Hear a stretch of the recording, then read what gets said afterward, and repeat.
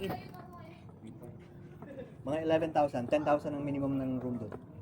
Imagine that. Random shit. Isang cut-off na yun lang.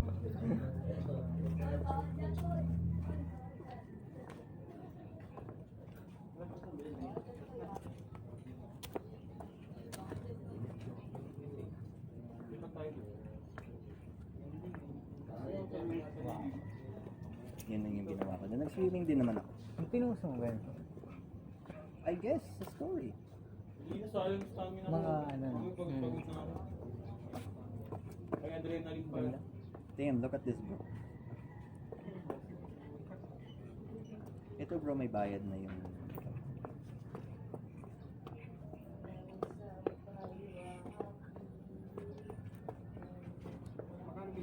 Tapos yung mga ganito, yung mga bayad na. Pero may ano dyan bro eh. Kagaya ng place na to na pinuntahan namin. It's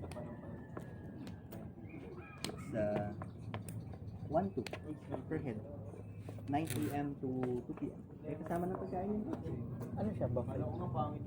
Parang isang meal lang. May choice ng pork, chicken, or fish.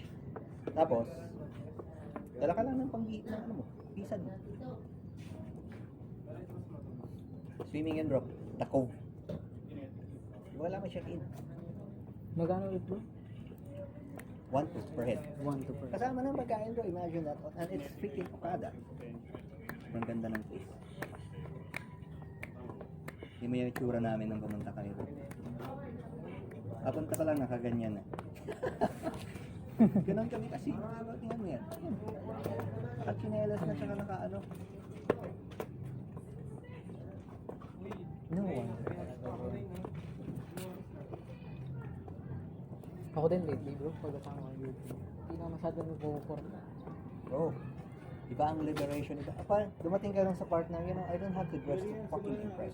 I dress like this. It just feels so fucking good. Diba?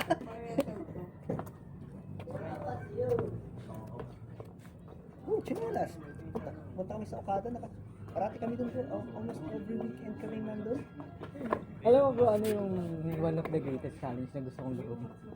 I'm gonna go to... Nice! Ang tawag dito bro?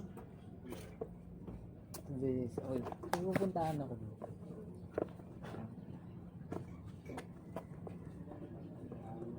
Anong tawag sa restaurant na yun bro? Kapag sobrang formal. Fine dining. I'm gonna go to fine dining.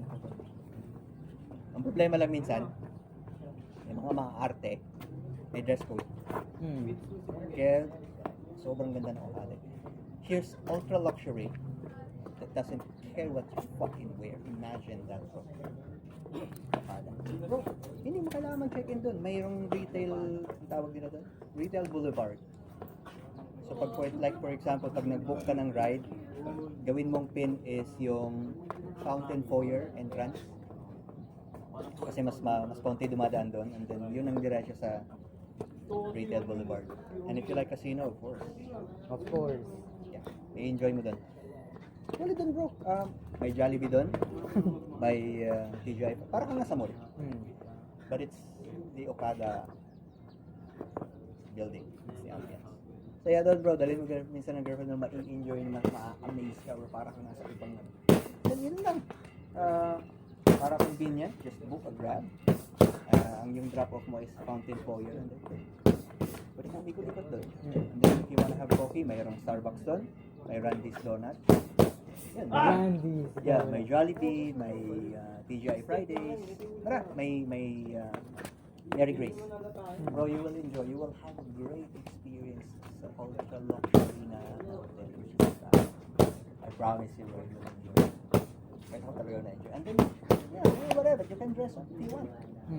So yeah, sarap, na-enjoy mo. Or lalo pag nag-dress up ka, ma-enjoy mo. Kasi ang ganda ng ambience eh. Bagay sa akin, lalo yung mga forum mo na like naka-talk. Patok na patok doon bro. May-enjoy mo mag-stroll doon. Baka bro, may makita ako naka-jersey doon, tapos kung ganyan. Sure mo dito. May-enjoy mo bro, I highly recommend. Yan ang lifestyle namin. Like, we live simple, but we wanna go to luxury places as well to have Kaya tataka sila saan. Hindi ka na nagtatrabaho tapos yun lang yung ginagawa mo. Like every morning, nagkiki-chill ka lang sa mga park, nandun kayo sa mga cafes. Doon pala mapapag-question ka naman. How come good people? Kailangan mo lang pumili, kailangan mo mag-decide and you can have that kind of life. Diskarte ka na. Actually bro, balak pa nga doon sa work from home job ko. Oh. Pwede.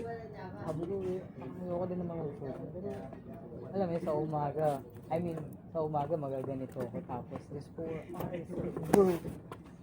Si Mrs. ngayon, yung work nun bro, 5:30 a.m. Aga. Tapos hindi siya nagpa-promote bro. Smart din eh. Ayaw na promote kasi yung load, exponential yung dagdag ng load. Gusto pa rin niya yung parang yung freedom niya is parang agent yung time in and out niya. Pero yung sweldo niya level 3 na TL, ayaw niya maging coach. Good move. Kasi may corporate life siya. Na-enjoy pa naman niya eh. Masaya naman si Mrs. dun sa work nila. Pati yung mga boss niya, kilala ko yung mga babae. Yung mga boss. Pag nandun ako, pumupunta sila sa akin. Kasi pag nag-i-event ako, di ba, nandun parati yung mga yun. Nagpapagawa ng coffee nila. Kailan ka ulit bro? Mag-bazaar? I think 14-15. I-confirm ko lang yung date. Then, set up. Speaking of, ano ba yun? Bro, lately bro, napansin ko. Invade niya yung space. Natambay siya doon after ng shift niya. And then, papaturo siya gumawa. And then, gusto niya yung tumambay doon. To the point na napapansin siya ng mga tao. Sabi niya, oy, andyan naman yung ano ko na naman dyan. To the point na nila parang na-alarm ako kasi medyo aggressive na talaga siya. Umuupo siya doon sa tabi ko. Papasok siya doon sa pwesto. Ginawa, dinala ko yung kaibigan ko. Galit siya eh. Siya pa nagalit bro? Sabi niya. So I wasn't even gone for a long time and you already replaced me. Babae na rin. Trainer kasi, kaya alam mo yun, medyo dominant yung yung profile. Hindi ko kasi siya type eh. Runner din siya bro. Slim type na wala. Ang aggressive naman nun. Yeah. You already replaced me like. Yeah. So may sabi, goodbye, have a good life. Ginagano.